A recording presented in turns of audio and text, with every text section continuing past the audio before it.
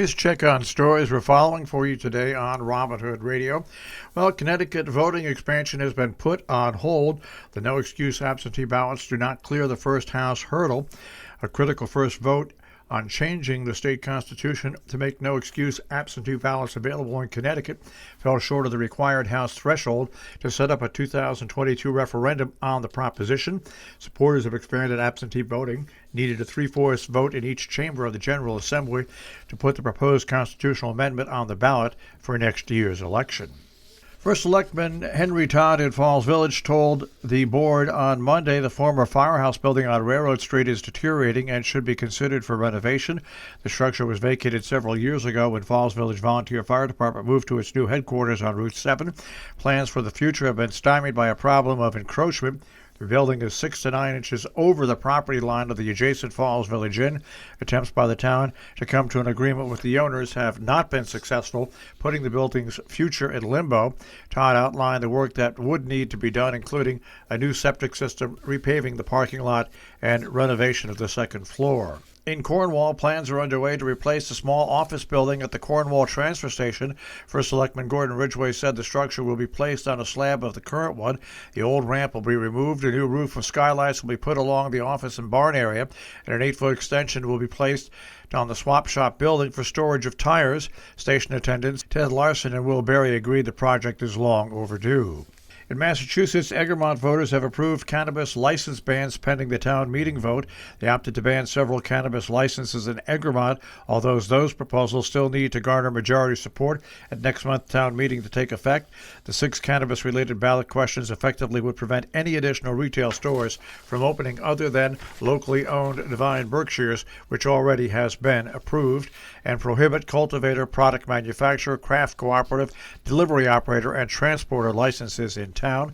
Residents voted 148 to 93 to limit the retail, 144 to 97 to prohibit cultivators, 150 to 93 to prohibit product manufacturers, 145 to 96 to prohibit craft cooperatives, 139 to 100 to prohibit delivery operators, and 144 to 95 to prohibit transporters.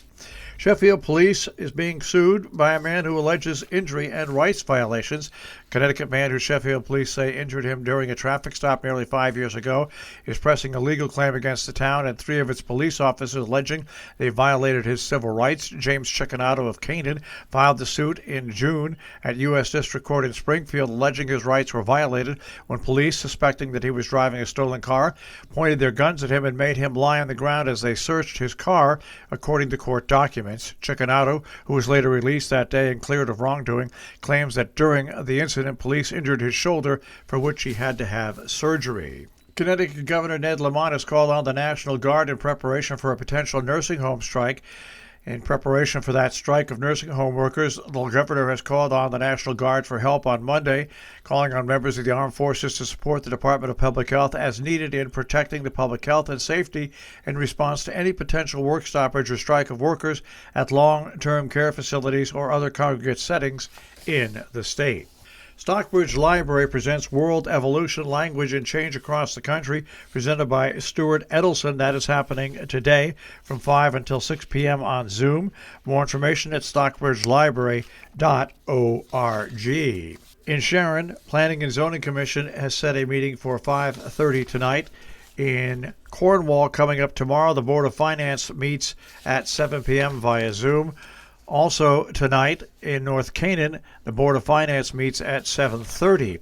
If you're looking for a job or internship, there's a teen and youth job fair on Saturday noon to 2 at the Rojan Library, open for ages 14 to 24. The rain date is May 22nd, rojanlibrary.org. Silver Lake Conference Center in Sharon will hold an open house on Sunday from 1 till 5. Scheduled tours where small groups will introduce families to the overnight camp. To sign up for the open house time slots, email slcc@ctucc.org. Masks and social distancing will be required. Our business brief is underwritten by Morgans at the Interlaken, interlakenin.com. Also on Facebook and Instagram. by Salisbury Bank, salisburybank.com, and by Bialy Insurance, 75 Main Street in Lee, Massachusetts, insuring seasonal and secondary homes in the Berkshires since 1912, 413-243-0347, bialyinsurance.com. Dow Jones Industrial Average will start off the day today at 34,269.16, the Nasdaq at 13,389.43, and the S&P 500 at 4152.10. We'll take a look at the tri-state forecast. That'll come your way in just a few moments.